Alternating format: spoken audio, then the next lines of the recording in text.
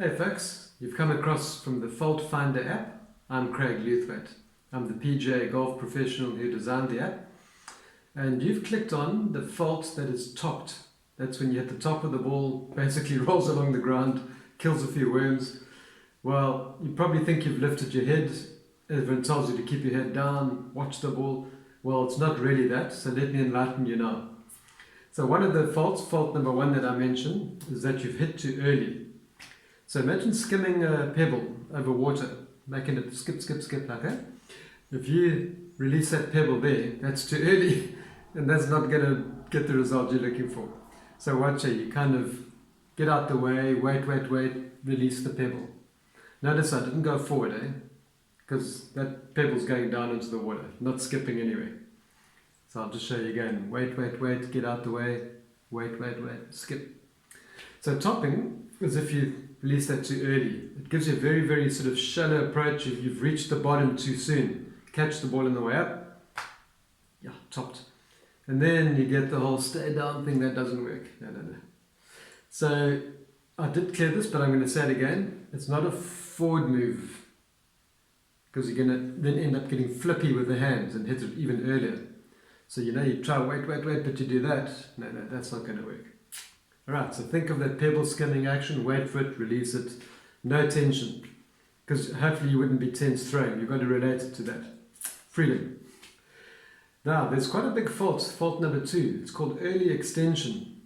The trouble with this one is maybe your body isn't loving these kind of loading sort of movements that I'm talking about, rotational, loading, excuse me. So early extension, maybe your body isn't capable of doing, so you need to get this checked out first.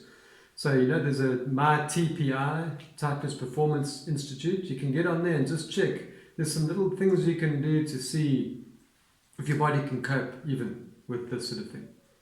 Early extension is this. Here's your posture, and what you've done is you brought your backside towards the ball, lifted your spine. That's when you think you've lifted your head and everyone's saying to you, stay down, probably. Well, staying down won't help. I'll show you a better way, if your body can cope. So early extension is that action there through impact. Of course, that leads to a really flippy hand action, probably that early hit I mentioned in fault one. So now, you've got to find if your body can cope with this, but you've got to keep the spine angle as you turn back and through. So I'm keeping that spine angle there. Turn, throwing action, freedom, all those things. So hopefully your body can cope with that, and you've just got into a bad habit, which can be fixed.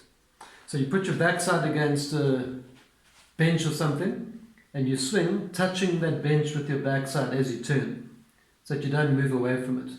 That, or you put your golf bag there even if you want, you can find anything.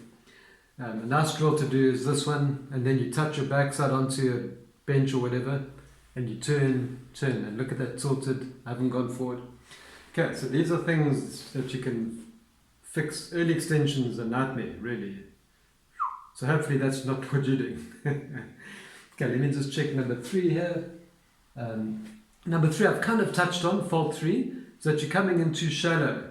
So it could be what's come before. If not, and you've done what I've said and you're still struggling, you probably find you're one of those people that's trying to lift the ball up.